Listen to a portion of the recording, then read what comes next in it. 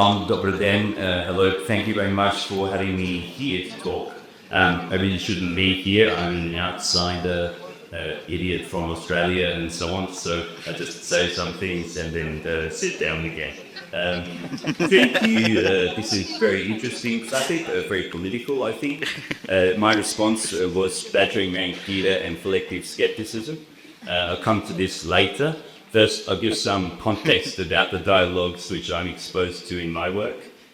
Sorry to the translators for my accent. And I'll try to speak slowly so that okay. Also, I wrote this on the bus from Berlin. I didn't cycle like Toggerl, like Express, Spruma, or those my hotel attendants said, oh, you rode bicycle to here. I said, no, I care about climate change, but not that much. Multiculturalism. Here I agree with Angela Merkel when she said, I can't remember exactly what she said, something like that multiculturalism does not exist. Very agree with what she said, and I think not why she said it, so let me explain. By definition, societies, to me at least, okay, have just one culture. It is in relationship with a legal system or social life or even one language. The important thing, I think, is that there are, not that there are multiple cultures, but that this single culture is flexible and can absorb other cultures and to adapt.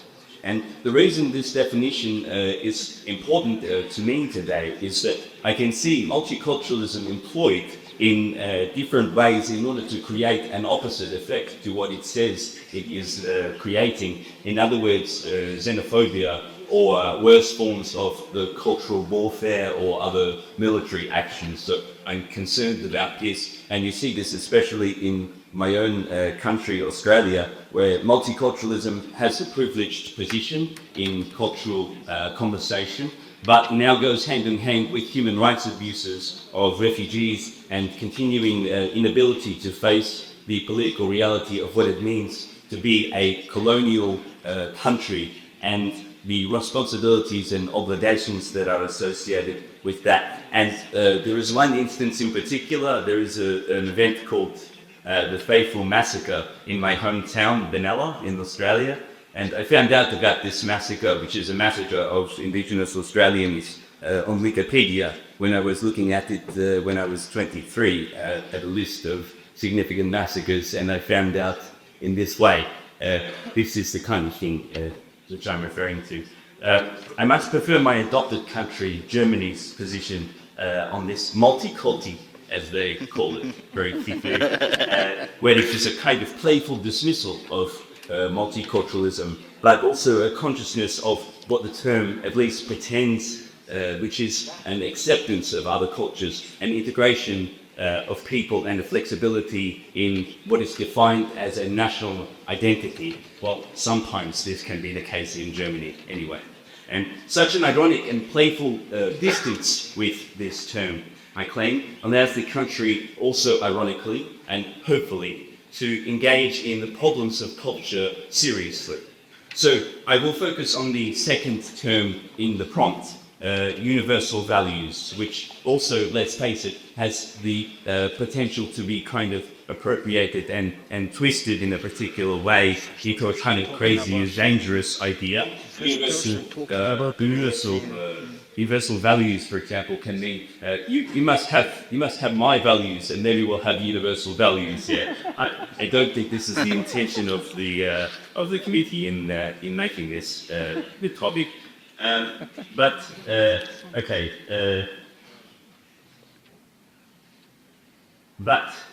there are several recent political movements which we all know, I think, which can be seen as being globally connected. I'm talking about Gezi Park, parts of the Arab Spring movement, Occupy movement in different countries, and Euromaidan. Let me be clear, these are not the same, but perhaps we can make an analogy that they are connected in some way, in their ideal form, in some similar values, in what they are demanding of the challenging questions they're asking: more sharing of power, basic human rights and freedom of self-expression, mobility and collectivity, for example, very basically. The application to theatre here, I think, is obvious. As Christoph referred to earlier, this being human, or as he put it, how to love. These emerging movements, in part this is very romanticized, but the use of social media and grassroots activism especially, to have conversations about values. What is valued? Which holds potential, I think, as a platform for theatre art. And in art theory, this is increasingly referred to as art activism, which is a term I kind of reject as a bit or have an uncomfortable relationship with. So I'll focus on these universal values in this movement, because this for me holds the potential for these new developments in theatre. So how might an emerging idea of universal values affect theatre art? One is, I'll just do this really quickly. One is the performance agreement that is made between an audience and an actor or a performance group.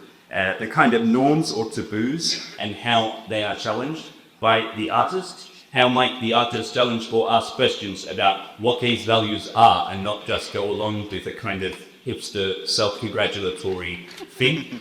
The second is the business model of art. And here I'm referring to old battles between art and capital, the right of the artist to freely express themselves without economic restraint, and this increasing fusion of art and marketing involving in an exchange of ideas between these two things, and art becoming to an extent indistinguishable from marketing, not just marketing of the theatre or the art itself, but art marketing generally in its ideas.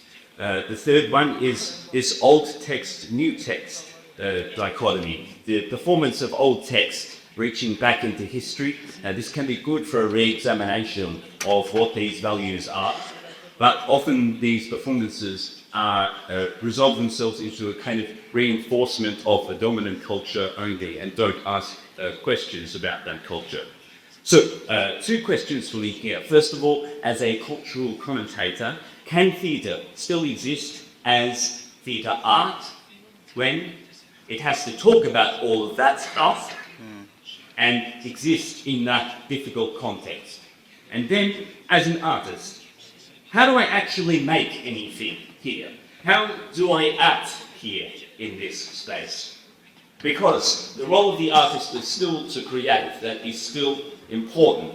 So here are two strategies which I have formalized through my travels and workshops. They're also outlined in my paper in the manuscript, which everyone already read, of course, but I will just briefly go over it anyway. Artist as battering ram and collective skepticism. So artist as battering ram just means that the artist, a battering ram is this medieval weapon, this wooden thing which used to crash through the castle walls. I guess everyone knows or has a version of that in their own language. It just means the artists use themselves as a tool to break something in the audience or the workshop group. The objective here is just raising questions or making clear opposite ideas or opposition. It opens divisions between the artist and the audience, allowing it to freely engage and freely form an autonomous and independent perspective on the artwork itself, and not to have their vision controlled by the artist. Closely related to collective skepticism, the second idea, the group examination of an idea from a skeptical perspective. The focus is equally on creating an audience which is skeptical and therefore resists the ideas being presented. And secondly, the artists provide guidance on what question it is that is to be asked. What is the right question? And here I don't mean just philosophically what is the right question. I mean in the sense that Irina was referring to Anne Bogut, for example.